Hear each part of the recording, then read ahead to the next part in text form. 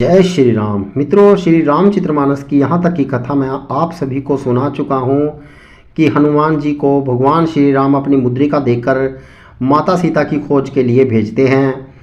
आज का प्रसंग है गुफा में तपस्विनी के दर्शन, वानरों का समुद्र तट पर आना, संपाति से भेंट और बातचीत। इतने में ही सबको अत्यंत प्यास लगी, जिसने सब अत्यंत ही व्याकुल हो गए, किंतु जल कहीं नहीं मिला। घने जंगल में सब भूल गए। हनुमान जी ने मन में अनुमाना कि जल पिए बिना सब लोग मरना ही चाहते हैं। उन्होंने पहाड़ की चोटी पर चढ़कर चारों ओर देखा तो पृथ्वी के अंदर एक गुफा में उन्हें एक कौतुक आश्चर्य दिखाई दिया। उसके ऊपर चकवे, बुगले और हंस उड़ रहे हैं और बहुत से पक्षी उसमें प्रवेश कर रहे हैं। पवन कुमार हनुमान जी ने पर्वत से उतर आए और सबको लेकर उन्होंने वह गुफा दिखलाई। सबने हनुमान जी को आगे कर लिया और वे गुफा के अंदर घुस गए। देर नहीं की। अंदर जाकर उन्होंने एक उत्तम उपवन, बगीचा और तालाब देखा, जिसमें बहुत से कमल खिले हुए हैं। वहीं एक सुंदर मंदिर है, जिसमें एक तपो मूर्ति स्त्री बैठी है। दूर से ही सबने उसे सिर नवाया और पूछने पर अपना सब वृतांत कह सुनाया। तब उसने कहा, जलपान करो और भांति भांति के रसीले सुंदर फल खाओ। आज्ञा पाकर सबने स्नान किया, मीठे फल खाए, फिर सब उसके पास चले आए। तब उसने अपनी कथा कह सुनाई और कहा, मैं अब वहां जाऊंगी जहां श्री रघुनाथ जी हैं। तुम लोग आंखें मूंद लो और गुफा को छोड़कर बाहर जाओ। तुम सीता जी को पा जाओगे, पछताओगे नहीं, निराश न होंगे। आंखें मूंदकर फिर जब आंखें खोली तो सब वीर क्या देखते हैं कि वे सब समुद्र के तीर पर खड़े हैं और वह स्वयं वहां गई जहां श्री रघुनाथ जी थे। उसने जाकर प्रभु के चरण कमल में मस्तक नवाया और बहुत प्रकार से विनती की। प्रभु ने उसे अपनी अनपायनी अचल भक्ति दी। प्रभु की आज्ञा पाकर सिर पर धारण कर और श्री राम जी के युगल चरणों को, जिनकी ब्रह्म और महेश भी वंदना करते हैं, हृदय में धारण करके वह स्वयं प्रभा बद्रिकाश्रम को चली गई। जहां वानरगण मन में विचार कर रहे हैं कि अवधि तो बीत गई पर काम कुछ न बना। सब मिलकर आपस में बातें करने लगी, हे भाई, अब तो सीता जी की खबर लिए बिना लौटकर भी क्या करेंगे। अंगद के नेत्रों में जल भरकर कहा कि दोनों ही प्रकार से हमारी मृत्यु हुई। यहाँ तो सीता जी की सुध नहीं मिली और वहाँ जाने पर वानर राज सुग्रीव मार डालेंगे।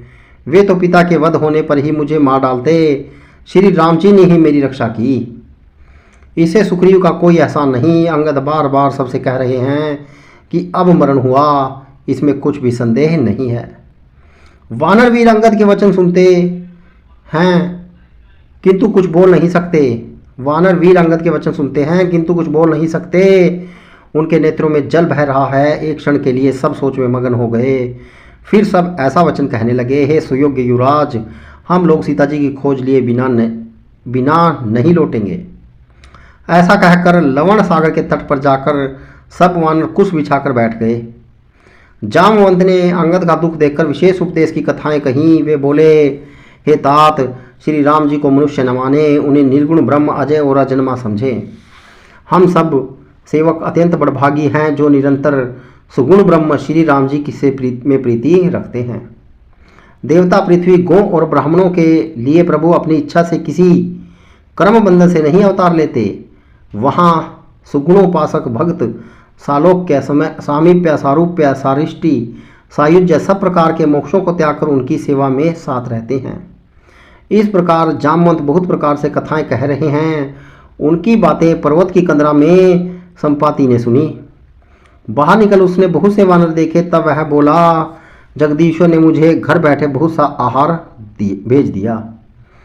आज इन सबको खा जाऊंगा। बहुत दिन बीत गए, भोजन के बिना मर रहा था, पेट भर भोजन नहीं मिलता। आज विधाता ने एक ही बार में बहुत सा भोजन दे दिया। गीत के वचन कानों से सुनते ही सब डर गए और अब सचमुच ही मरना हो गया, यह हमने जान लिया। फिर उस गीत संपाति को देखकर सब वानर उठ खड़े हुए। जामवंत ने मन में विशेष सोच हुआ।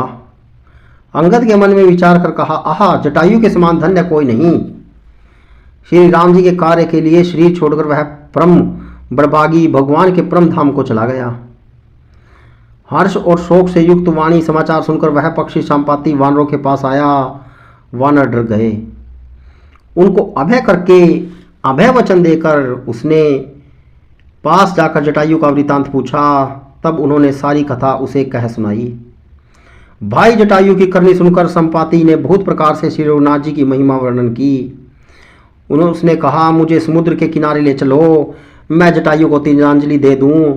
इस सेवा के बदले मैं तुम्हारी वचन से सहायता करूंगा, अर्थात सीता जी कहाँ है मैं सो बतला दूंगा। जिसे तुम खोज रहे हो उसे पा जाओगे।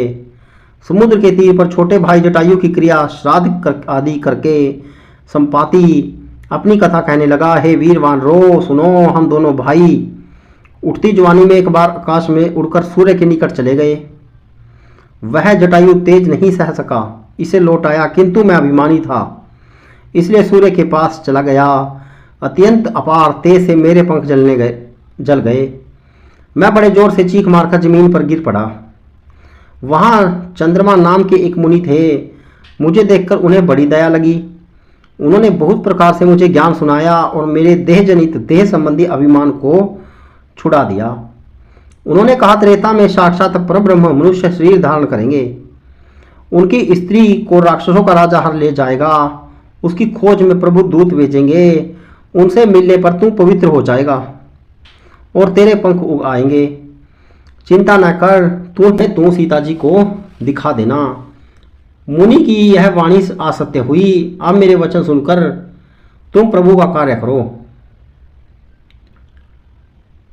त्रिकूट पर्वत पर लंका बसी हुई है। वहाँ स्वभाव से ही निडर रावण रहता है। वहाँ अशोक नाम का उपवन बगीचा है जहाँ सीता जी रहती हैं। इस समय वे सोच में मगन बैठी हैं। मित्रों, रामायण का यह प्रसंग, श्री रामचरितमानस का यह प्रसंग यदि आपको अच्छा लगे तो वीडियो को लाइक, शेयर और चैनल को सब्सक्राइब कीजिएगा। जय श्री राम।